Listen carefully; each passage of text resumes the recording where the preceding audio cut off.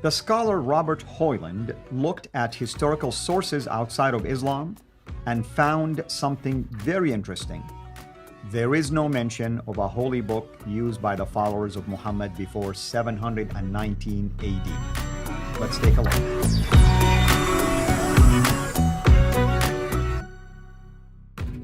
Dr. J, welcome back. Yeah, and we do need to give lip service to Robert Hoyland. We need to thank him for all the great work he has done. He has been quoted right, left, and center for obvious reasons, because he does what the Muslims should have done. And that is, you need to, since you don't have anything, you admit you don't have anything for the first 2 centuries. For 200 years, you have nothing. If you have nothing, then why don't you go and find out what is there?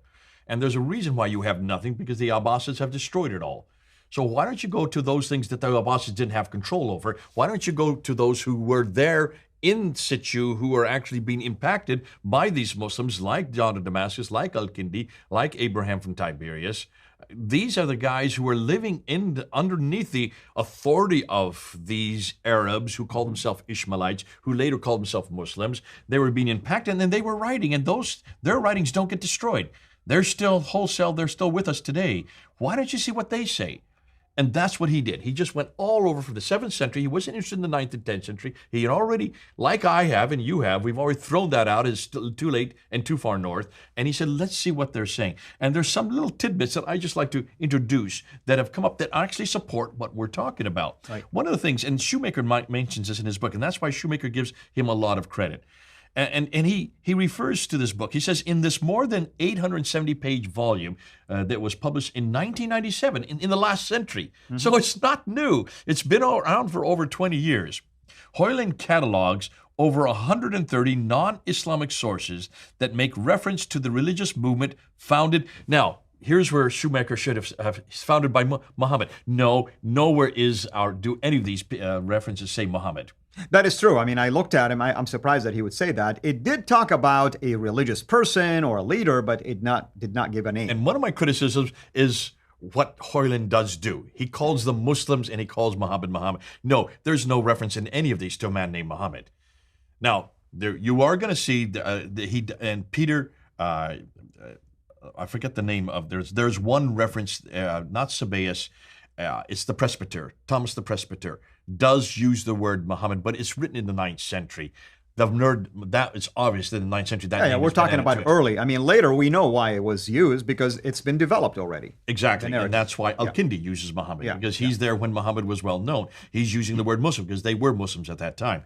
But anybody writing in the 7th century from documents in the 7th century don't use the word Muhammad and they don't use the word Muslim. So Hoyland needs to be careful because he's not quoting it correctly when he's referring to it. Even Shoemaker makes this mistake.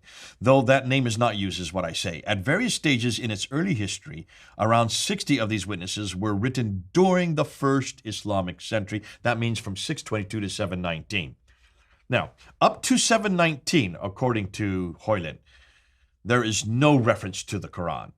Let's see the quote. None of these first century witnesses so much as mentions any sort of sacred writing used in any capacity at all by Muhammad's followers. This is nothing short of incredible. And this is Shoemaker saying this. This is nothing short of incredible if, as many would suppose, that the Quran was already collected by 650. Everybody would have known about it. Yeah. Especially if it had been standardized in a canonical form and was believed by Muhammad's followers to be direct revelation from their God. This is solid evidence that is deeply problematic for accepting the canonical narrative of a Sunni Noldekian Schwalian paradigm, evidence that has accordingly been widely ignored by Western scholars. Right, and this would prove, obviously, there was no such thing as a known book. That means it was in the process of being developed. That's right. And then he goes to Hoyland to say, well, what does Hoyland say is the first reference to this Uthmanic recension? And the first reference, the earliest source for the Uthmanic collection, is not till Al-Juri talks about it. Look at the date, 742. That's the mid-8th century. That's 100 years after the alleged reign of Uthman. Exactly. It is exactly 100 years after the reign of Uthman. Yep. Well, Uthman starts in 644, so just 2 years earlier, shy of that. But can you see, this is enormous. Why has no one brought this up? And then here it says, he goes back and this, he then quotes Nikolai Sinai. Yet both the letter of Leo III and John of Damascus are just as old, if not older, as the alternative account of the Quran's origin and related by Saif ibn Muhammad, neither of which describe any Uthmanic codex. So these are things we need to look at. These are things we need to hear. And I'm thankful that Shoemaker is bringing these up and saying these are important because these are nuggets that give us a timeline. He continues on and he talks about the 7th century Jew or Christian knew nothing about this Quran, this book. And this is what Shoemaker says. It is worth emphasizing that according to, in the strongest terms, that according to Hoyland, that prior to John of Damascus and the letter of Leo III, those are both 8th century, which appeared to be roughly contemporary works from the 8th century, no writer, Christian or otherwise, shows any awareness at all that Muhammad's followers had his sacred book of their own. In fact, they don't even show that there's Muhammad's followers or Muhammad. This long silence should certainly give us pause, and it raises significant questions about the history and status of the Quran during the first Islamic century. The Jews and Christians of late antiquity were peoples for whom the authority, the sacred book was paramount. Surely they would have been curious and inquisitive to learn whether these newly arrived Abrahamic monotheists had a scripture of their own, and yet they show complete ignorance of any distinctive corpus of scripture claimed by Muhammad's followers until the early 8th century. And this is powerful, by the way. Huge, huge. Yeah. If this is the greatest book in the history of mankind, if this is the book that corrects this book and it supersedes this book, then why did nobody know about it? And if this is the greatest man ever sent by God to transform the universe, why wouldn't anybody make reference to him? Yeah. Hoyland continues on and talks about the fact that these early Christian writers dispute the standard Islamic narrative. Leo III, John of Damascus, Abraham, and Al-Kindi, all these sources, all of which are either contemporary or before Al-Bukhari's sources, where we get about the Quran. Remember, it's Al-Bukhari, volume 6, hadith number 509. 204 years later. Where we get all this material in 100 years later, or in this case, 40 years later. It is clear that the Uthmanic tradition for the creation of the Quran is much later and based only on isnads. Isnads are a list of names of which nothing is written. It's all oral tradition, which are nothing more than, he just goes on and says, nothing more than a list of names, while these 4 sources are written sources predating those of Al-Bukhari. Fascinating, and this is why we need to have Robert Hoyland.